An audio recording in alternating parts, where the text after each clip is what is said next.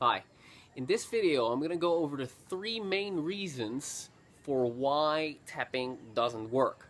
So it actually, in my experience, always works when you apply it in the right way. But when you apply it in a way that doesn't work for your situation in that moment, you can get stuck. And then you simply, you can tap until eternity and you won't get anywhere. So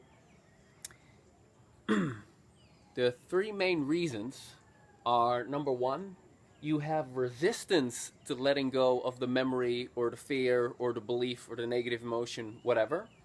Or you're being too general. Or number three, there's an older memory. Now I'm going to go over each one in detail. Now, what is resistance?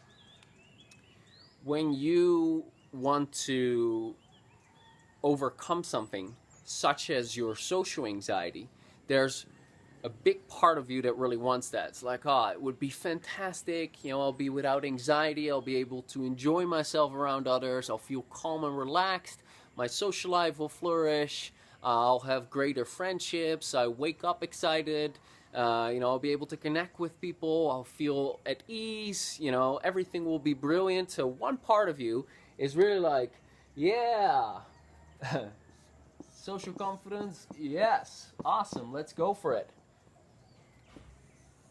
But then there's also another part of you, and that part of you is like, well, but when you're without your anxiety, now you have to do all these things that you said you would do. And, there'll probably be more pressure on you, and, you won't have an excuse for this anymore, and maybe this person won't like it, and maybe this negative thing will happen, or that will be problematic. So another part of you says, what? Being without anxiety? No way. So one part of you is going in this direction, and another part of you is going in that direction. So this part of you wants social confidence, and this part of you says, no way. So there's an internal tug of war. So there's resistance. This is the resistance to your goal. That's something that you need to address. Now, it can be as simple as letting go of a memory. Say you have a negative memory of, let's take my example again. So I have the teacher who made fun of me for my big ears and blah, blah, blah. I told you about that before. Say I start tapping on that, and I tap on the shame and it reduces, and I tap on the anger and it won't reduce. Okay, so the anger won't go down. The anger won't go down. Now, maybe, I consciously know, hey, when I let go of my anger, I'll have peace about this moment. I can process the emotions, and I'll be a nicer person to be around, and my life will get easier. That's my conscious mind. However, my subconscious mind might say, hey, I need this anger because without this anger, I won't be safe for some reason.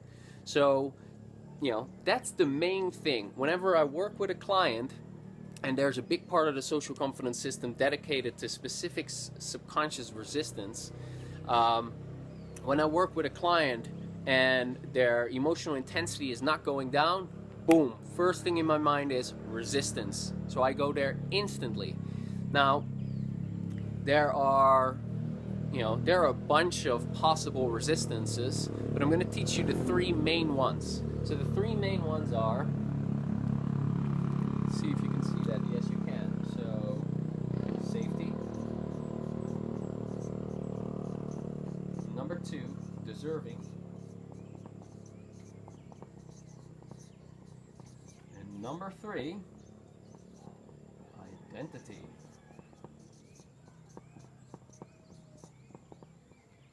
So when you run into resistance, or you suspect that you might run into resistance, so say that you're working on a memory, let's take my example again, and you have this anger, and you tap on it and you tap on it and it won't go down, you're still pissed off. Say it sticks at a 6 out of 10 in intensity level, and you're tapping and you're tapping, you're verbalizing, you're focusing and you're concentrating and you're tapping, but it won't go down. Hey, resistance. Okay, so it could be safety, could be deserving, could be identity, it could be a bunch of other things, but these are the three main ones. Then what you want to do is you want to give a voice to that resistance. Because when you voice the resistance, it's kind of like you're acknowledging that part of your brain, and you're like, hey, I'm aware that you think it's not such a good idea, but now that I'm aware of you not thinking it's a great idea, I have acknowledged that, and you now become aware of my conscious will of going there. And I don't know exactly what happens. I just know that it works when you acknowledge the resistance. So what you then might do is you simply phrase those three possible resistances, and you do that in the following way. You simply tap and you say, it's not safe to let go of this anger. I don't deserve to let go of this anger. I don't know who I would be without this anger. Because this is an identity thing. Sometimes you have a memory that's such a life-changing experience that we've made an identity out of it. So when we say, hey, I don't know who I would be, now the resistance is addressed. So that's actually all you do. So how long does that take? 15 seconds. It's not safe to let go of this anger. I don't deserve to let go of this anger. I don't know who I would be without this anger. And then you just say, I don't want to let it go, with emphasis. And now you focus on the anger again. So this anger, I hate my teacher, whatever you're focusing on, and then you continue tapping. So that's the first thing. That's resistance. Secondly, when you're working on something, your intensity is not dropping anymore. You're doing the resistance. You're still not getting anywhere, which is very rare. Then you might want to look at, am I being too general? So if you tap on, okay, I notice anxiety, it's social anxiety, and you just tap social anxiety, social anxiety, social anxiety, that doesn't work. That's way too general, okay? So social anxiety is, there's a whole can of worms. Let's not even take social anxiety. Let's just say low self-esteem, okay? So you might notice that you have this massive feeling of low self-esteem or insecurity or not being good enough, and you just focus on that and you do the tapping. I'm not good enough, I'm not good enough, I'm not good enough, I'm not good enough, I'm not good enough, I'm not good enough, I'm not good enough. Now what you might find is that if you have that really strong 10 out of 10 and you do some tapping on it, after a couple of rounds of tapping, it might not be a 10 anymore, but it might be an 8. But then you're stuck at that number, and it won't go down anymore. And even when you go through your resistances, it's not safe to let go of this belief that I'm not good enough. I don't deserve to let go of this belief that I'm not good enough. I don't know who I would be without this belief that I'm not good enough. I don't want to let it go. And it's still not reducing any further. What that means is, well, you're just being too general. So that belief, or that overall low self-esteem is just too big of a container to focus on. So in such a case, when you believe you're not good enough, you probably have all sorts of stuff in your early childhood that happened that caused you to have that belief, which you then need to address bit by bit. Actually, you can do a specific exercise for it where you bundle it all together, which I have in my system. Or you can, and you also want to address the memories, the key memories where you learned that you were not good enough. So, they call this the tabletop metaphor. So, say that this is, I'm not good enough. So that's your generalized belief. This is a beautiful table, obviously. Obviously, art is not my specialty. Say that this is a table and these are table legs. Now, if this belief, you have this belief, I'm not good enough, now you probably have repetitive, negative experiences in your childhood such as, you know, you could never do everything, you could never do something right. You were always criticized. Your dad was really strict. You were compared to your older sister. You were not the pretty one. Whole bunch of things can go on. The repetitive negative experiences from your early childhood up until, you know, up until 12, and especially pre-7, that started this big, strong belief. Now then later on, when you're 12 years old, you might, you know, you might ask someone out for the prom, and you get a no. Boom.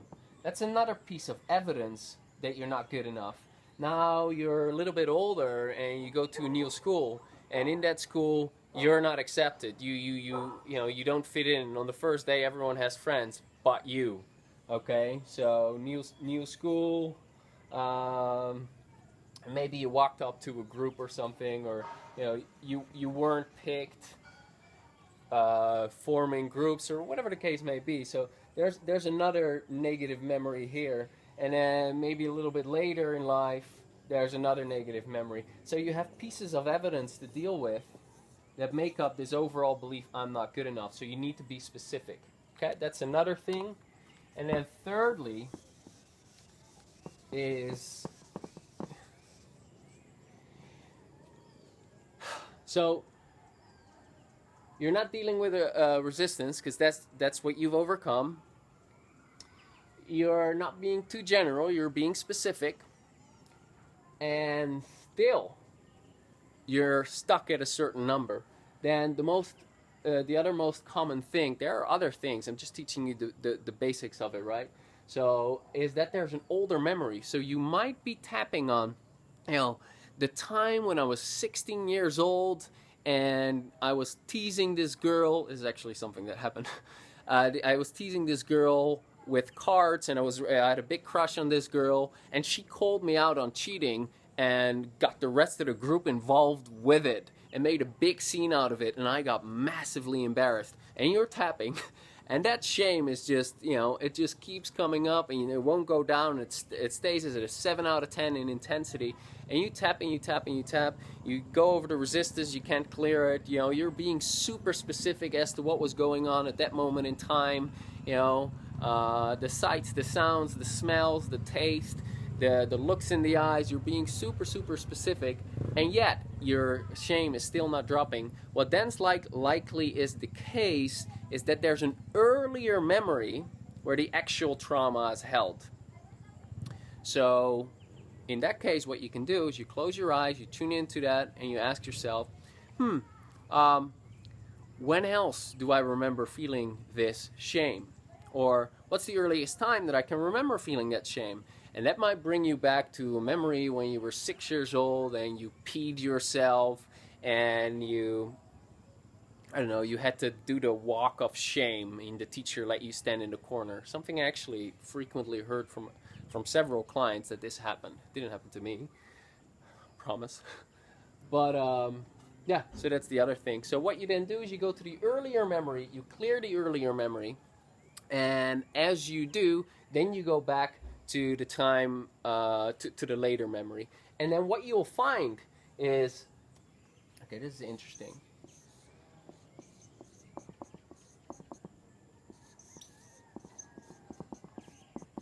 This is very interesting.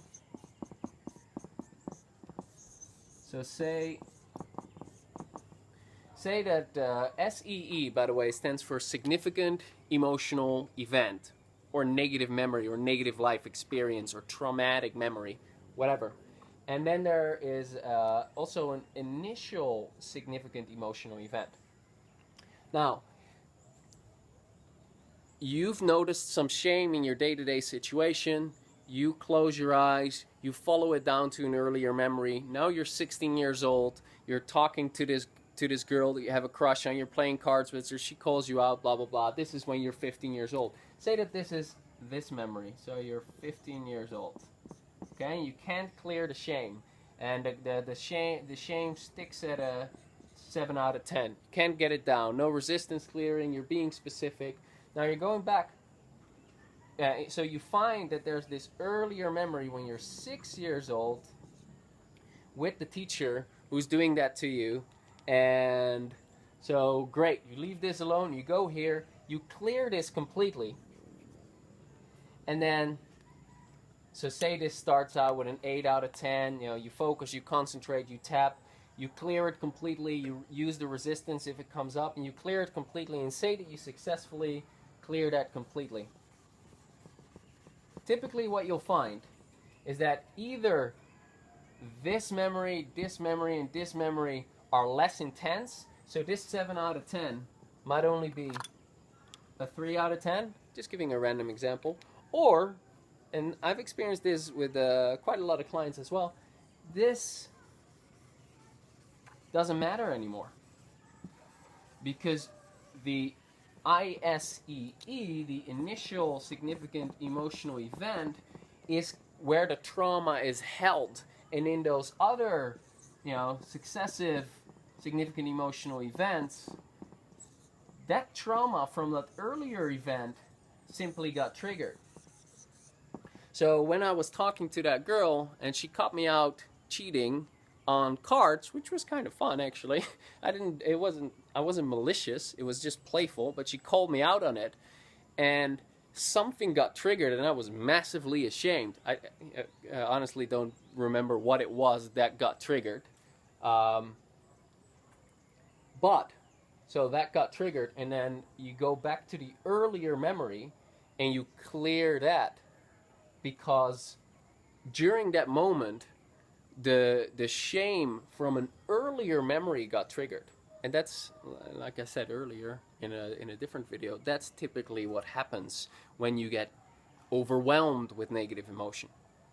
So these are the three main things that stop the tapping dead in its tracks. So I'll have below this video an FAQ where I answer the basic questions. And this is basically all you need to get going. And once you sign up for my free Social Anxiety to Social Confidence email course, I'll send you a extensive PDF where I go into detail on how to find memories and clear them and so on. So, hope that's been helpful, and I'll talk to you soon. Bye.